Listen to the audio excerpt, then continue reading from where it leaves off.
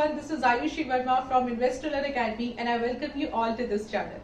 In the last video, we understood the concept of balance sheet of a company and its components.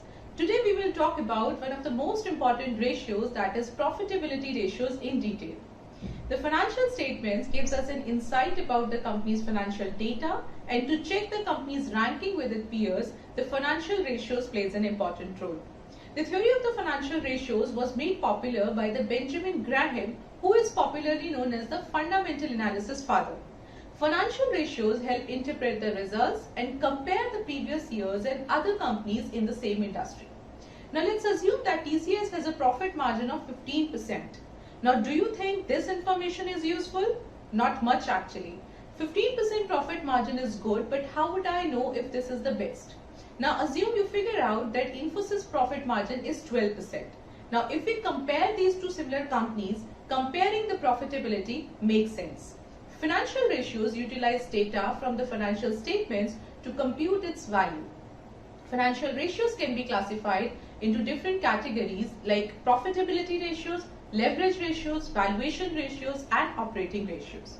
Today in this video, we'll talk about the profitability ratios, and the rest of the ratios we will be discussing in the upcoming videos. Now let's start with it. Profitability ratios are the financial ratios that talk about the profitability of the business with respect to its sales or investments. Since the ratios measure the efficiency of the operations of the business with the help of the profits, they are called profitability ratios. The profitability ratio of a company also signals the competitiveness of the management.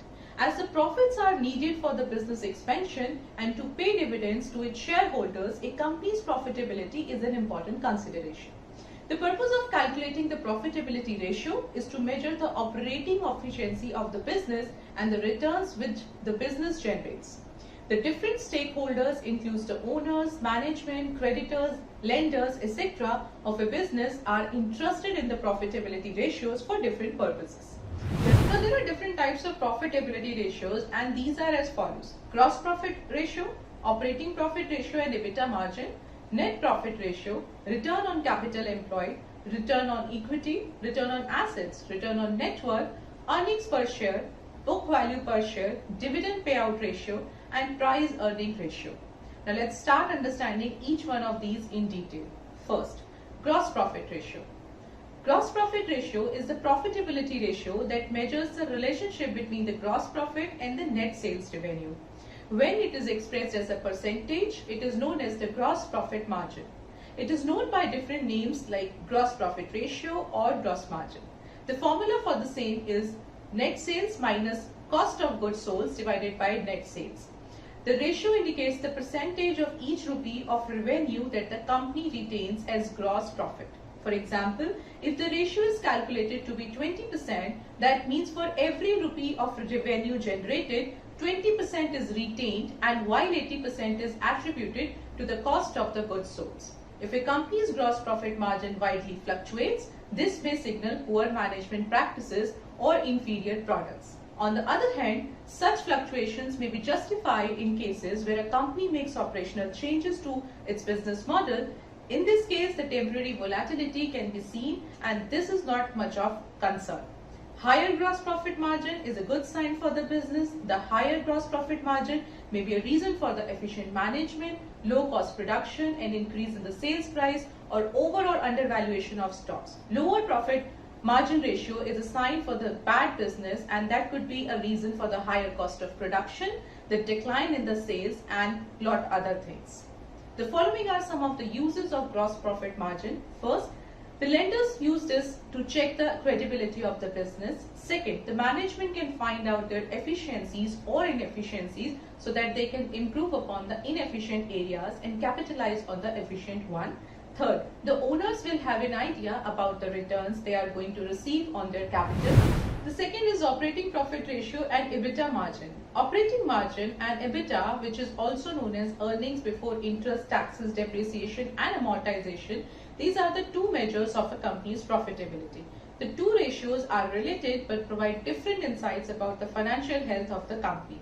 A company's operating profit margin ratio tells how well the company's operations contribute to its profitability. It's a type of the profitability ratio that is used for determining the operating profit and net revenue generated from its operations. The operating profit is the profit of the company after paying the different variable cost of productions like raw material purchase, wages, labor cost, etc. The operating ratio displays the efficiency of an organization in controlling its costs, and the formula for calculating the OPM is as follows. So you can divide the operating income with the total revenue, or other ways you can divide the earnings before interest and taxes, which is EBIT, divided with the total revenue. Now let's take an example and suppose the sale of the ABC Limited is 2 crores rupees. The operating cost is 33 lakhs and the cost of goods sold is 75 lakhs. Now if we calculate with the above formula, we are getting a figure of 46%. Now from the calculation, it can be concluded that 46% the company earns this much percentage before taxes and interest for every rupee of its sales value. Higher operating margin ratio is beneficial for the organization. It signifies that more proportion of the revenue of the company is converted into operating income. The second part is the significance of operating margin ratio. Some of the points are as follows. First, a company with higher operating margin ratio is financially sound. It can easily pay its fixed cost and interest on the debt. Second, a company with good operating ratio can successfully survive during the economic crisis.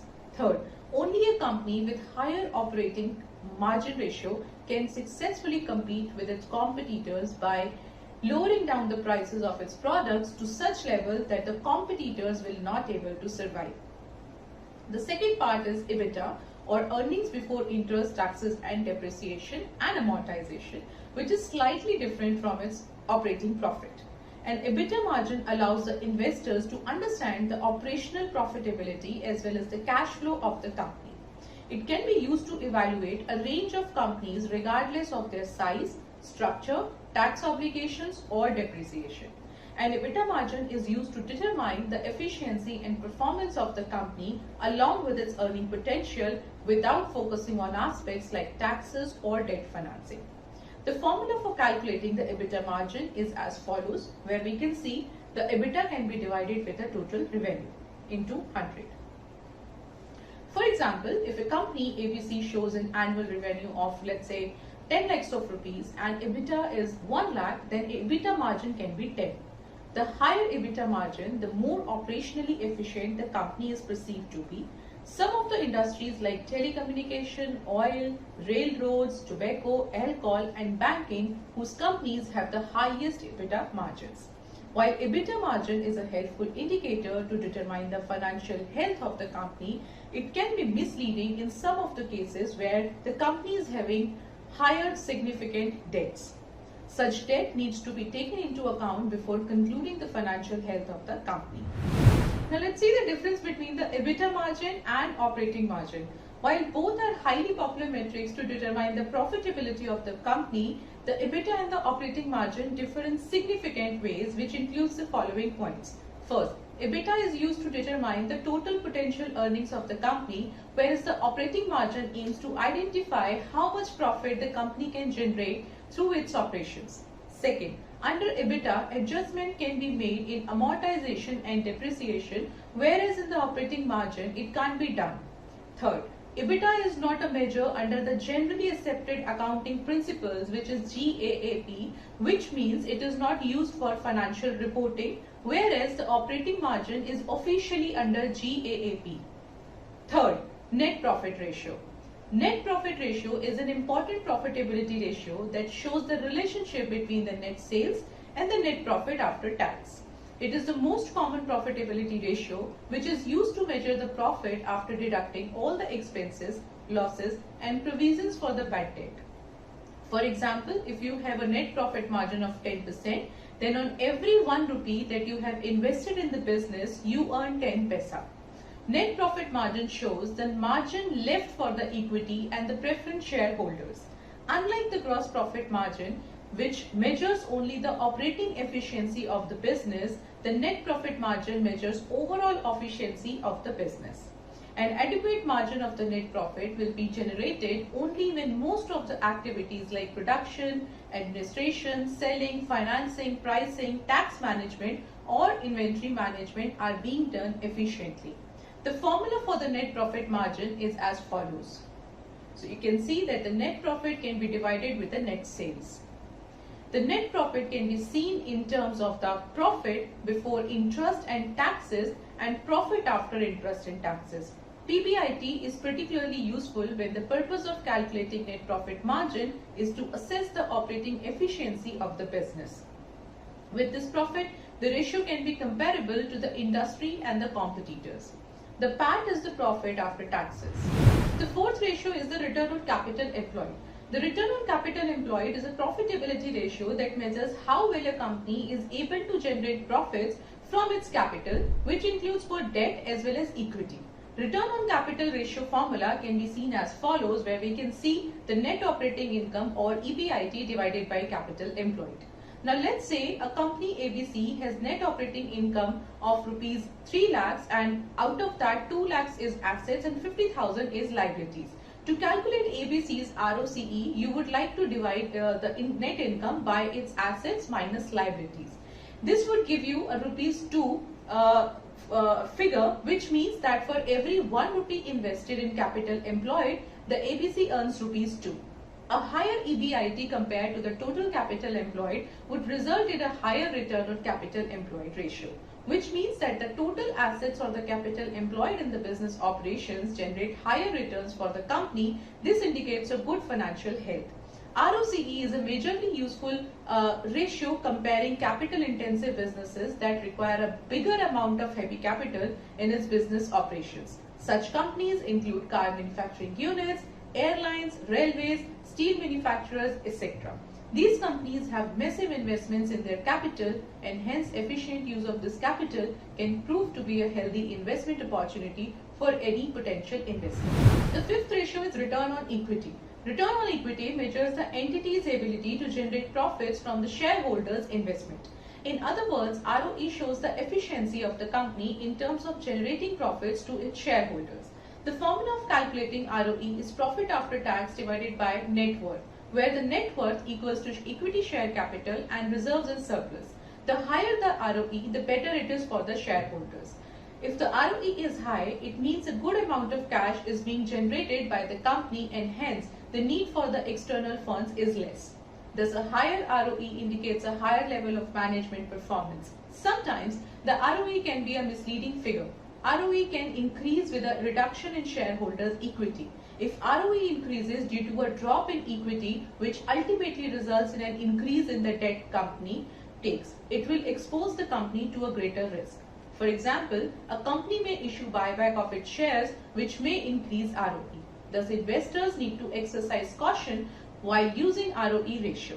In this case of buyback or issue of new shares, it is best to evaluate ROE along with EPS, which can give you a clearer picture of the earnings from equity. The sixth ratio is the return on assets. Return on assets evaluates the effectiveness of the entity's ability to use the assets to create profits.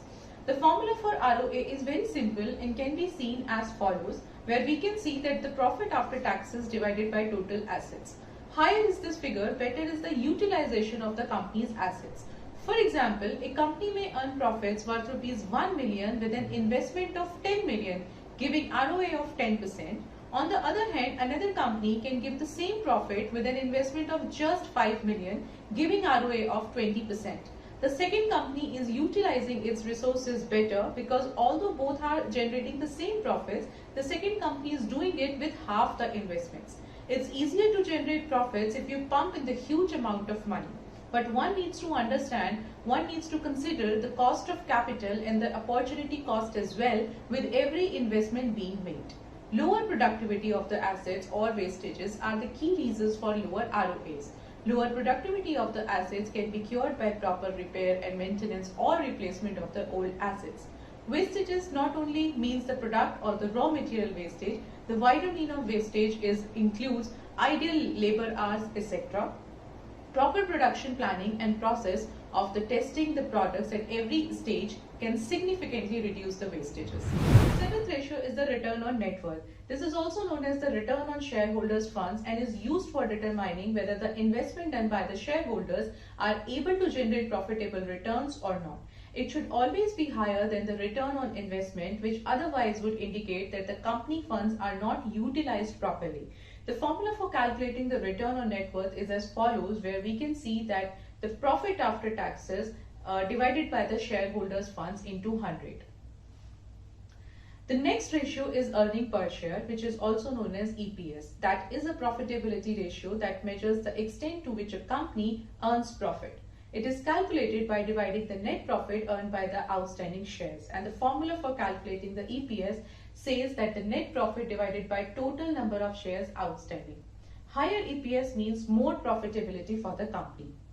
Ninth ratio is book value per share. Book value per share is referred to as the equity that is available to the common shareholders divided by the number of outstanding shares. The equity can be calculated as follows, where we can see that the shareholders' funds minus preference share capital, and the formula for calculating the book value per share is as follows, where the shareholders' equity minus preferred equity divided by the total outstanding common shares. 10th is the ratio of dividend payout ratio. Dividend payout ratio calculates the amount paid to the shareholders as dividend in relation to the amount of net income generated by the business. It can be calculated as follows, where we can see that the dividend per share divided by the EPS. 11th is the ratio which is known as price earning ratio. This is also known as the PE ratio. It establishes a relationship between the share price of the company and the earning per share. It is very helpful for investors as they will be more interested in knowing the profitability of the company and how much profitable the company will be in the future. Price to earning ratio is calculated as follows, where we can see the market value per share divided by the EPS. It shows if the company's stock is overvalued or undervalued. I hope the concept of profitability ratios is clear to you by now. We'll meet you on next Monday with a new topic. So till then, be safe and happy learning.